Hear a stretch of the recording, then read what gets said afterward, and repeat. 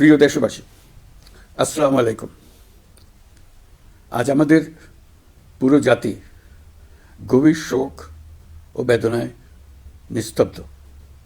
দেশের গণতান্ত্রিক রাজনীতির শীর্ষ নেত্রী, সাবেক প্রধানমন্ত্রী ও বিএনপি চেয়ারপারসন বেগম খালেদা জিয়া আর আমাদের মাঝে নেই।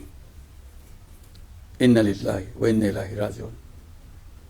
বেগম খালেদা জিয়ার ইন্তেকালে আমরা গভীরভাবে শোকাহত ও মর্মাহত।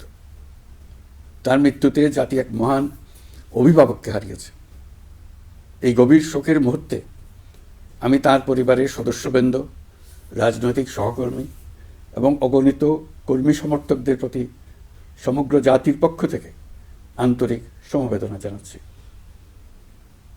মহান আল্লাহর কাছে আমার প্রার্থনা, তিনি যেন আমাদের সবাইকে এই গভীর শোক কাটিয়ে ওঠার শক্তি দান করেন। বেগম খালেদা জিয়া ছিলেন বাংলাদেশের রাজনীতিতে এক পরম মহিমান্বিত ব্যক্তিত্ব।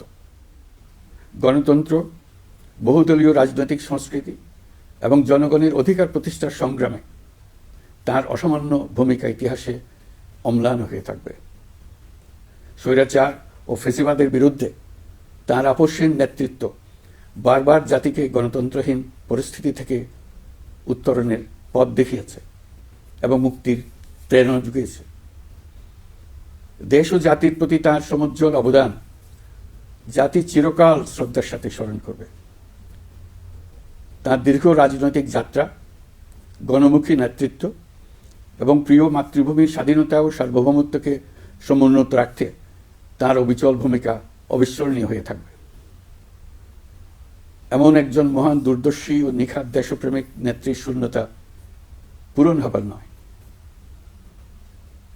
প্রিয় দেশবাসী, এই শোকাবহ মুহূর্তে আপনাদের প্রতি আমার উদাত্ত আহ্বান, আসুন আমরা সবাই যার যার অবস্থান থেকে মহান আল্লাহর দরবারে বেগম খালেদা জিয়ার বিদেহী আত্মার মাগফিরাত কামনা করি। একই সঙ্গে জাতির এই কঠিন সময়ে আমরা যেন ঐক্যবদ্ধ থাকি।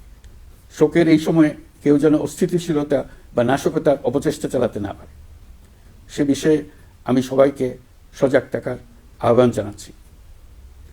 এই সময়ে আমাদের সবার দায়িত্বশীল ভূমিকা পালন করা অত্যন্ত জরুরি। প্রিয় দেশবাসী, সাবেক প্রধানমন্ত্রী বেগম খালেদা জিয়ার মৃত্যুতে আমি 3 দিনের রাষ্ট্রীয় শোক এবং আগামীকাল তার নামাজে জানাজার দিনে একদিনের সাধারণ ছুটি ঘোষণা করছি।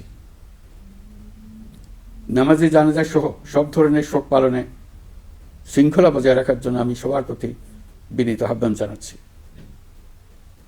প্রিয় দেশবাসী, আমি জানি আপনারা সবাই এই সময়ে অনেক আবেগ আপ্লুত।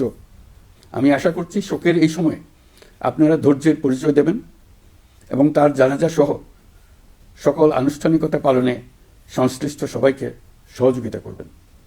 মহান আল্লাহ তাআলা আমাদের সকলকে ধৈর্য, শক্তি ও ঐক্যবদ্ধ থাকার ক্ষমতা দেন। আল্লাহ হাফেজ।